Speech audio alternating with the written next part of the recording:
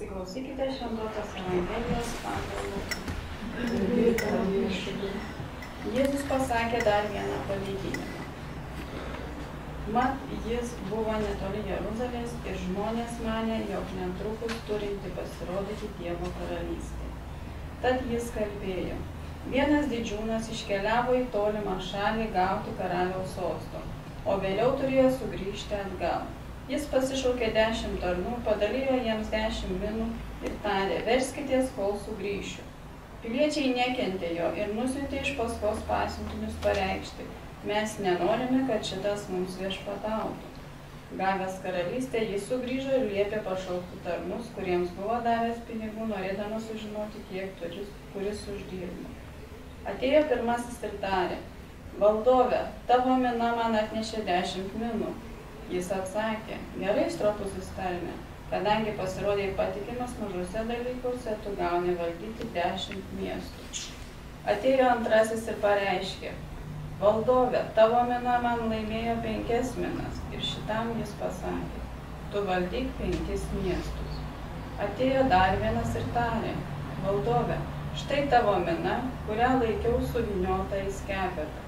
Aš bijojau tavęs, nes esi žmogus griežtas, imi nepadėjęs ir pjauni nepasėjęs.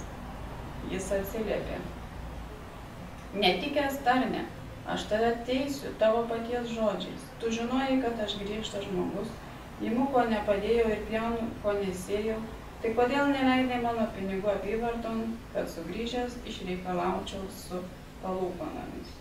Aplinkiniams jis tarė, atimkite iš jo miną ir atiduokite tam, kuris turi 10 minų. Tie sakė, valdove, bet vienas jau turi 10 minų. Jis tarė, aš sakau jums, kiekvienam, kas turi, bus pridėta, o iš neturinčio bus atimta net ir tai, ką turėjo.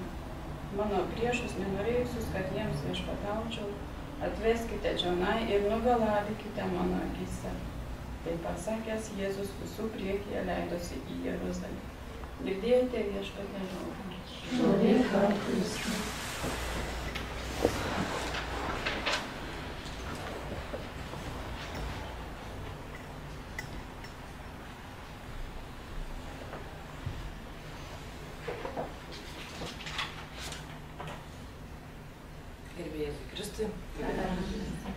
Pasiklausykim, ką šiandieną sako žodis tarp mūsų. Jis pasišaukė 10 tarnų, padalijo jiems 10 minų ir tarė, verskitės, kol sugrįšiu. Šis pasakojimas primena palyginimą apie talentus iš Mato Evangelijos, 25 skyriaus. Bet Luko papasakotoji istorija, kai kuo iš esmės skiriasi. Matas rašo, kad kiekvienam tarnui buvo duota 10 skirtinga suma aukso, kurį reikėjo leisti į apyvartą. O Lukas pasakojama, visi šeimininko tarnai gauna vienodai, po 1 auksinę monetą. Tad Jėzus čia veikia ne apie mums Dievo duotus skirtingus gebėjimus, o apie tai, ką jis patikėjo visiems tarnams, apie Evangelijos žinią. Taip skaitydami šį palyginimą išgirsime Luką klausimą, o ką tu darai su Evangelijos žinia? Prieš tai atsakant į šį klausimą verta atkreipti dėmesį į tai, kad šeimininkas neįsako tarnams, bet kurią kainą išpešti naudos. Jis tiesiog liepia jiems verstis. Dievui pirmiausia rūpi ne tavo darbo rezultatai, tarkim, kiek žmonių tau pavyko suevangelizuoti šį pusmetį, bet labiausiai jam rūpi tu. Tu, o ne tavo produktyvumas. Juk jis turi nepakartojamą planą tavo gyvenimui. Galbūt tau nepavyks pasiekti 1000 žmonių, bet tu tikrai atneši Evangeliją keletui. Kiekvienas iš mūsų turi nepakartojamą vaidmenį, statydinant jo karalystę. Ir kiekvienas gali gauti auksinę monetą. Tai yra Evangelijos žinia. Paleisti apyvarton. Ar žinai, kas geriausiai leidžia apyvarton gautą į pinigą? Tie, kurie yra geri draugai, jie rūpinasi kitais žmonėmis, noriai jų išklauso ir taip drąsina juos atsiverti. Jie paremia ir pasiūlo pagalbą. Jie neieško savo naudos. Jie moka draugauti, todėl kitiems žmonėms dirbtinai nebruka Jėzaus, kaip kokius užsigulėjusios prekės. Ir drauge jie jo nesigėdija.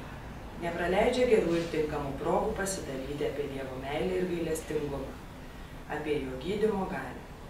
Jie įsitraukia į Evangelijos skleidimo darbą, kaip atsiduodama draugystei. Ir štai jų darbo vaisiai, sustiprėjęs jų ir jų draugų tikėjimas. Dievo karalystėje savo lobį didiname jį dalydami, netgi dovanodami kitiems kaip draugystę. Prisimink žmonės, kuriems reikia tavo turimų lobių, kuriems galėtum jį dovanoti savo liudijimu, bendrystė ir draugystė. Jėzau, dėkoju tau, kad man patikėjai Evangeliją. Padėk man ją dalytis. Taigi, kaip ir viskas labai aiškiai pasakyta, ir mes kiekvienas iš mūsų, bent jau taip galvojam, ką darom. Mes skleidžiam šią žinią gerąją kiekvieną rytą, mes kalbame su draugais, mes per pamokas jiem perduodam savo turimą žinią, Jėzaus žinią, ar ne?